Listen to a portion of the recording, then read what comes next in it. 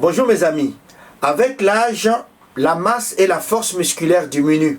Savez-vous que l'on commence à perdre du muscle dès l'âge de 30 à 40 ans? Lorsque la fonte de muscle s'accompagne d'une perte conséquente de force et que la performance physique est significativement dégradée, ce phénomène porte un nom, la sarcopénie. Cette maladie dégénérative neuromusculaire liée à l'âge a été découverte récemment et est pour l'instant mal diagnostiquée. Pourtant, avec le vieillissement de la population, elle devrait devenir un enjeu de santé publique majeur. Suivez cette émission jusqu'à la fin afin de comprendre ce que c'est, pourquoi ça arrive et surtout comment la prévenir, avec des conseils pratiques pour garder des muscles forts à tout âge. Si ce n'est pas encore fait, merci de vous abonner à notre chaîne YouTube Jean-Paul Djamba car c'est gratuit et aimez ou likez la vidéo. La sarcopénie, c'est la perte progressive et généralisée de la masse musculaire, de la force et de la performance physique, liée principalement au vieillissement. C'est-à-dire que quand nos muscles diminuent en volume et en efficacité, les gestes du quotidien deviennent plus difficiles. Marcher, se lever d'une chaise, porter un sac, etc. En d'autres termes, la sarcopénie ou dystrophie musculaire liée à l'âge est une perte progressive de la masse et de la force musculaire, souvent liée au vieillissement, qui peut entraîner des complications graves comme la perte d'autonomie et un risque accru de chute. Elle débute généralement vers l'âge de 30 ans et s'accélère de 50 ans. La masse et la force musculaire diminuent de manière significative. Au-delà d'un certain seuil, ce phénomène est appelé sarcopénie. Et le mécanisme par lequel survient la sarcopénie s'explique de la manière suivante. Le muscle est un tissu vivant qui se stimule, qui se nourrit et se protège. Il est constitué de 20% de protéines qui se renouvellent en permanence chaque jour. 1 à 2% de masse musculaire est renouvelée. Le muscle est donc soumis à deux phénomènes opposés, de destruction et de construction, appelés protéolyse et protéosynthèse. Cela permet de dégrader les protéines usées et d'en élaborer de nouvelles, tout en conservant un équilibre. En avançant dans l'âge, il se produit un déséquilibre. La destruction est légèrement supérieure à la construction. Entre 50 et 80 ans, la perte de masse musculaire est d'environ 30%. Cette diminution est normale, pour ne pas dire physiologique. Mais lorsqu'elle est importante, elle s'accompagne de perturbations fonctionnelles, diminution de la force musculaire et ou des performances physiques. C'est là qu'on parle de la sarcopénie. On perd le muscle sans même se rendre compte à partir de 30 ans. Le corps rentre dans un processus silencieux, la fonte musculaire progressive. Chaque décennie, vous pouvez perdre jusqu'à 8% de votre masse musculaire, même si votre poids reste stable. Pourquoi? Parce que notre corps commence à produire moins d'hormones anabolisantes, comme la baisse de testostérone, d'hormones de croissance et d'estrogène favorise la fonte musculaire. Alors la force et la masse musculaire vont être réduites. Et si vous êtes en plus sédentaire, la perte est encore plus rapide. De ce fait, la capacité de construction plus faible peut être due à diverses causes. Une faible activité physique, des apports protéiques insuffisants ou une pathologie. Le stress joue aussi un rôle.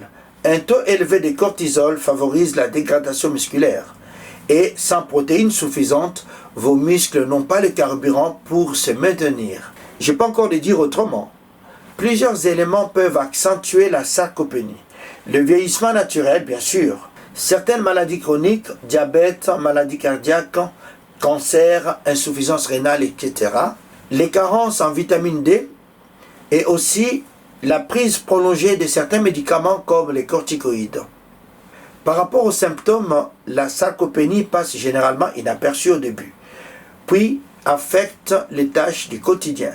Marche, montée d'escalier, transfert assis debout, etc. La sarcopénie entraîne une perte de motricité.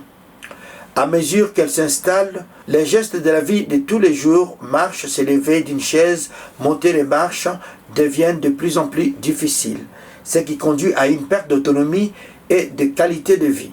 l'équilibre est compromis et le risque de chute s'accroît. La diminution de l'activité physique augmente le risque d'ostéoporose, donc de fracture. À un stade avancé, la sarcopénie peut entraîner des troubles respiratoires et digestifs liés à la faiblesse des muscles intercostaux. La sarcopénie a été officiellement reconnue comme pathologie liée au vieillissement par l'Organisation mondiale de la santé en 2016. Récemment, le regard porté sur cette pathologie a changé, donnant lieu à des approches nouvelles, tant dans le diagnostic que dans la stratégie thérapeutique qui associe exercice physique et apport alimentaire adapté. Il existe néanmoins des tests pour diagnostiquer la sarcopénie. Le diagnostic de la sarcopénie repose sur l'évaluation de la diminution de la force, de la masse et de la performance musculaire. Plusieurs outils peuvent être utilisés. Il y a la force de préhension au niveau du doigt, mesurée à l'aide de dynamomètres, ou encore les tests de levée de chaise à 5 reprises. Le sujet est assis sur une chaise, le bras croisé, et va se lever 5 fois de suite de la chaise. On considère que ce temps est trop élevé quand il est au-delà de 15 secondes. 2. Il y a la fonction musculaire qui est évaluée par la vitesse de marche sur 4 mètres. Si cette vitesse de marche est inférieure à 0,8 mètres par seconde, elle signifie une sarcopénie sévère. Des tests de préhension ou d'extension et flexion des genoux sont aussi pratiqués. L'évaluation de la masse musculaire peut être évaluée par le biais d'une IRM, d'un scanner. Il y a aussi l'évaluation de la masse musculaire visible à l'œil nu. La fonte musculaire peut être objectivée en mesurant la circonférence des muscles des membres. Il existe aussi une méthode simple et peu coûteuse. La bioimpedançométrie offre une indication de la composition du corps en masse grasse et en masse musculaire en fonction de la résistance des tissus au passage d'un courant de faible intensité. Le traitement repose surtout sur une rééducation physique personnalisée, une nutrition adaptée riche en protéines et en calories, parfois une supplémentation en vitamine D, calcium ou acides aminés spécifiques, et dans certains cas, un suivi médical pour ajuster les traitements hormonaux ou de maladies associées. En d'autres termes, il n'existe pas de thérapie médicamenteuse validée pour prendre en charge la sarcopénie. La meilleure chose à faire, c'est de s'inscrire dans la prévention grâce à une activité physique régulière et une alimentation équilibrée, afin d'optimiser son pic de masse musculaire jusqu'à l'âge de 30-40 ans, puis d'entretenir et de prévenir sa perte par la suite. Dans l'idéal, cette activité doit être associée à une activité physique en endurance, comme la marche, pour travailler les capacités cardio-respiratoires. Les renforcements musculaires et l'activité physique sont le meilleur moyen de traiter et ralentir les effets de la sarcopénie. La prévention de la sarcopénie repose sur le même pilier que le traitement, à savoir l'activité physique et la nutrition. 2. C'est l'alimentation équilibrée. Manger des protéines, et ces protéines sont présentes dans divers produits alimentaires comme les produits laitiers, les légumineuses, la viande, les poissons et les graines. Et si vous ajoutez à ça un bon sommeil, une bonne gestion des stress, vous allez limiter et lutter contre la sarcopénie et avoir de force.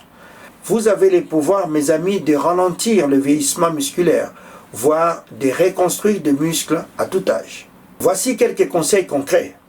Bougez régulièrement, pratiquez une activité physique adaptée comme la marche rapide, la natation ou la musculation légère. Et pour ceux qui ne sont pas adeptes à des activités sportives, de nombreuses activités du quotidien peuvent suffire. La marche, le jardinage, faire les courses contribuent à préserver notre capital musculaire. Optez, mes amis, pour la régularité. Mieux vaut des efforts modérés, mais constants, adaptés à ses capacités, plutôt qu'une intensité extrême. Surveillez son poids et sa santé générale. Consultez régulièrement un professionnel de santé. Assurez un bon apport en vitamine D via le soleil et des compléments si nécessaire. La sarcopénie constitue un enjeu majeur de santé publique, touchant une part croissante de la population avec le vieillissement mondial. Cette affection n'est pas uniquement une conséquence du vieillissement. Il s'agit d'un syndrome complexe influencé par divers facteurs tels que les changements hormonaux, les carences nutritionnelles et la sédentarité. La sarcopénie n'est pas une fatalité. Oui, nos muscles vieillissent, mais avec une bonne hygiène de vie, une alimentation équilibrée et un peu d'activité physique régulière, on peut préserver sa force, sa mobilité et son autonomie pendant longtemps.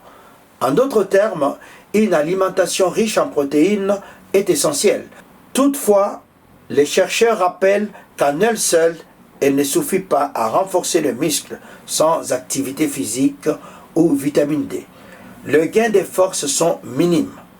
De ce fait, les progrès le plus nets apparaissent lorsque l'alimentation riche en protéines et en micronutriments est associée à un entraînement régulier ou une activité physique régulière. Alors, prends soin de tes muscles car ce sont eux qui te portent chaque jour. Je termine cette émission par les conseils de ma mère qui me disait en tétéla que papa Dembakin de Kamanyamase, ce qui veut dire en français papa être en bonne santé est beaucoup mieux que d'avoir un bon repas composé du riz, de la viande et du poisson. Merci.